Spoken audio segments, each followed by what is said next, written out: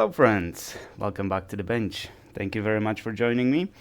Our patient, Asus Alienware M16 R1 version with 4090 GPU and i9 13th generation CPU, came in for slow charging and overheating. We couldn't find anything, but what we did discover was the fluctuating voltage or unstable voltage on a GPU V core. As suggested by experts, we replaced the PMIC in effort to isolate the problem or perhaps resolve it. I guess the next step would be to replace the actual VRMs, then the coils. One of the coils could have been faulty, but we didn't get to that because I put the laptop back together, admitting defeat, and the laptop would short out. After opening it and diagnosing, we discovered that it was the high transistor in one of the VRMs that shorted out, and perhaps due to my voltage injection, I fried the GPU. Possibly, not necessarily. We'll probably get to that, and we'll see if that actually is the case.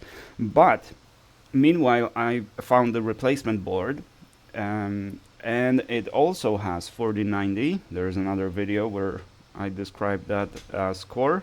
It was very fortunate to find the 4090 replacement in the price of 4070, actually not even 4070. The GPU was advertised as AMD 7600.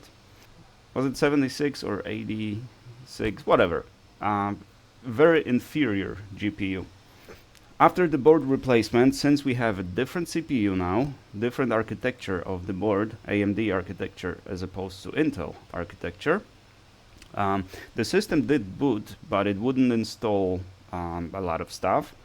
And the main issue was that the firmware of version 1.17 was trying to be installed, because that's what Windows said that this what needs to be, but for some reason it wouldn't actually check the BIOS version to install version 1.15 as the BIOS was, but insisted on version 1.17.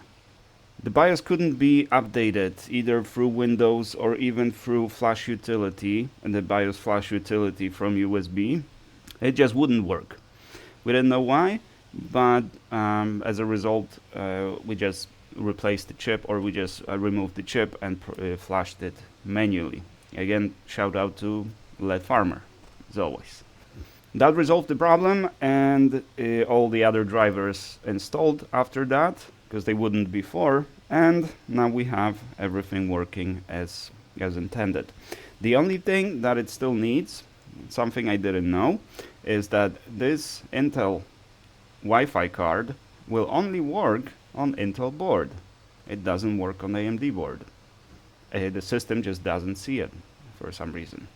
So I don't know if the pinout is different or something else. I always expected that whatever device whatever manufacturer, you put it in that mini PCI Express board and it should work, but that PCI Express port is only dedicated to Wi-Fi cards. You can't really insert anything other than the Wi-Fi card and perhaps a postcard. So I ordered the AMD version that will work with AMD. That's why the laptop is still sitting on my bench, because it's not quite ready to be shipped yet. But other than the missing Wi-Fi, as you can see, everything works just fine. Now, what was the problem with the original board? I suspect, and few other technicians agree with that the GPU was faulty from the very beginning. That's why it's developed issues. That's why after a year or 2 years of operating, it developed an issue. The GPU most likely overheated and it caught partial shorts or something wrong with the core. That most likely caused abnormal current draw, abnormal power consumption, which in turn destroyed the VRM eventually, and was causing the PMI, the power management chip, the ISL chip, to not charge the battery with full current. It was basically in fault mode. The fault was detected, and that's why it wouldn't charge the battery. In addition, I've seen a lot of these boards with melted power connectors, burned power connectors. It appears that this board is just overpowered, and we discussed it. That's why I suggested that you go with the 4070, because it's just gonna work for much longer than the 4090. But you can, in addition to that, you can limit the power or limit the voltage, the maximum voltage on the V core. You can adjust that in the BIOS, in performance section. If you reduce that, say by 10, maybe 15%, that shouldn't have a huge impact on performance, but it's gonna have an impact on longevity of the computer. And I agree that the computer, you should use the computer the way it is designed, the way it was made. You use it for things that it was made for. So if you get a computer for $3,000 with 4090 GPU on it, then you want to play with highest resolutions, full details, everything on ultra, and you want smooth, 80 frames per second. I agree. But this appears to be an engineering flop, or at least maybe not huge failure, but basically the design of it doesn't allow it to work for too long. It will work maybe a few months, maybe a year, maybe even a couple years. Not much more than that. And this one, I don't remember, this one is I think 2022 or something like that. So it's relatively modern, but it didn't even have a chance to work for 5 years, right? Because it's not even 5 years old. So if you buy a machine for $3,000, it's kind of sad that you can't even use it for more than a couple years. Now, a final thought on this repair, because you could make an argument that this was my failure because I lost some money on it. So financially, we might call it a failure, but there's something more important than just money.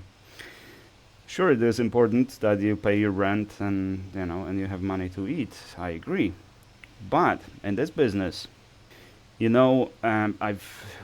all know some shops that will argue with you over $30 that you have to pay for something, and you don't want to pay, and they get angry, or they won't give you the refund, and they don't care about the reviews. It happens, but I think that you should have a budget of money that you will lose on any given job in an effort to gain a customer for life, basically. I don't know about you guys, but once I find a shop or a mechanic or a store even, or a gas station, I always go to those places. I like familiarity. But you lose the customer the same way if stuff like that happens and you fight over $30, and then you lose future potential earnings from the customer because you didn't want to lose $30. So I prefer to lose some money, especially with this customer. Just like good shops are hard to come by, are hard to find, and we have few other cases coming that were in the other shops, simple repair, but botched by the other shop due to lack of competency.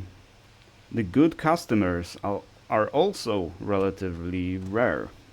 As far as this computer, what the process was, how it all unfolded, the customer had every right and every reason to either give me a bad review, put a nasty comment on the video, call me incompetent. All of those things would have been to the extent true. But instead, the customer decided to be patient and to be rather supportive rather than kind of an blow and go kind of customer, or just basically a difficult customer, right? So you have to appreciate that. If you find a good customer, you want to keep that customer for life of your shop because they're a good customer. Just like you find a good shop, you want that shop to exist. You want that shop to be successful. So you go always to that shop, and perhaps you leave a tip, you give a good word, you give a little pat on the back, even if something bad happened or something, you say, no problem, thank you for your efforts, and all that kind of stuff.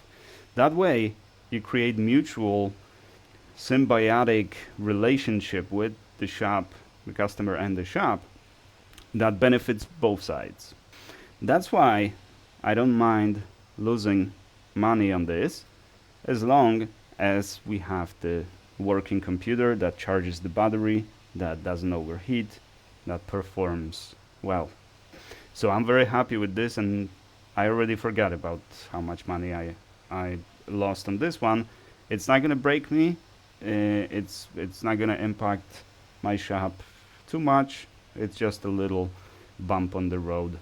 It happens. So in conclusion, I would call that a win, even though I kind of cheated because I just replaced the board, right? I failed fixing the other board. Hopefully I gave the proper reasons for no fix on that board, and I definitely gave it a fair chance, and I put in a lot of effort into trying to figure it out. But at the end of the day, I failed fixing the original board. But as you can see, the result is what matters. So perhaps not the best repair of mine, just replacing the board, right? Anyone can do that.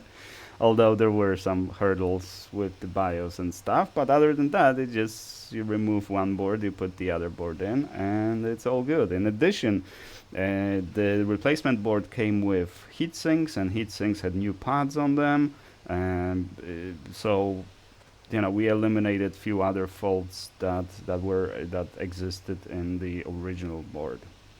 But that's pretty much it. The board is working, or the computer is working. We're just waiting for the Wi-Fi, and the computer is going back to the customer. Case is closed, and I am happy that I'm getting this computer off my desk or off my bench in working condition. Because I was afraid that, actually I already settled on the sending it back and saying that sorry, I can't figure it out. All you can do is just replace the motherboard, which is about $1,000, maybe a little more. So I'm glad I didn't have to do that. All right, enjoy the laptop. Thank you fellas very much for watching. Thank you very much for your suggestions and your support as we were working on this case. Case is closed. Let's move on to the next one. And in that, I will see you probably tomorrow. Take care, guys.